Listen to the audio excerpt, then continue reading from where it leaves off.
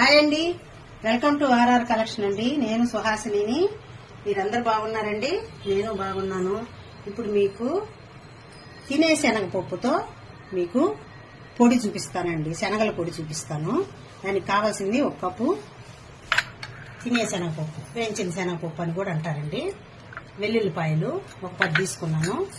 తగినంత salt, 1 spoon జీలకర్ర, 1 spoon ధనియాలు, తగినంత ఎండుమిర్చి.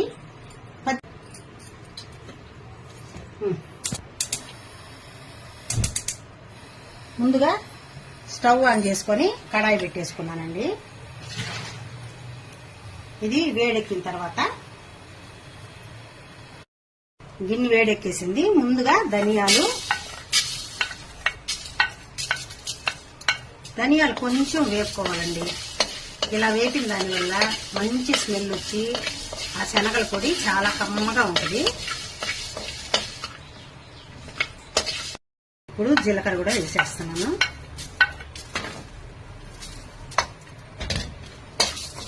ఇది కొద్దిగా లైట్గా వేపుకున్నామండి. ఇలా చేసిన దానివల్ల కొద్ది రోజులు నిల్వ ఉంటుంది, మంచి స్మెల్ కూడా వస్తుంది. ఇప్పుడు ఇందులో ఎండుమిర్చి కూడా వేసేస్తాం.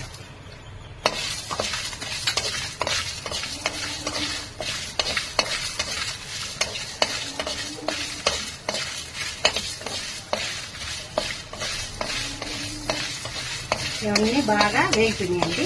స్టవ్ ఆపేస్తున్నాను. ఇప్పుడు ఇవన్నీ కొద్దిగా వేగినాయండి. మనం మిక్సీ జార్లోకి తీసేసుకున్నాం.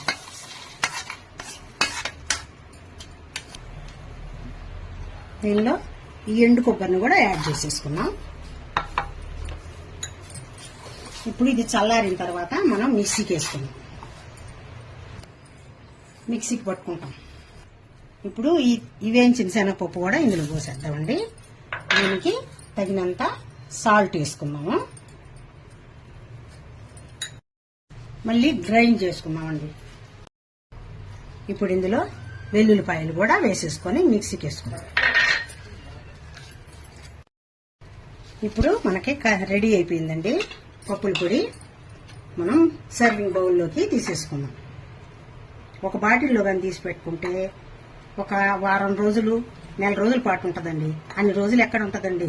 వారం రోజులు కమ్మగా ఈ వాసనకే తినేస్తాం. జీలకర్ర ధనియాలు వేయించిన దాని వల్ల భలే స్మెల్ వస్తుందండి. ఈ విధంగా మీరు ప్రతి ఒక్కరూ ట్రై చేయండి. వేడి చల్లారిన తర్వాత మనము గాజు సీసాలోకి కానీ గాజు బౌల్లోకి కానీ తీసి పెట్టుకుంటే వారం 10 రోజులు కంపల్సరీగా ఉంటుందండి. ఇది మీరందరూ తప్పకుండా ట్రై చేయండి. చాలా టేస్టీగా భలే ఉంటుంది.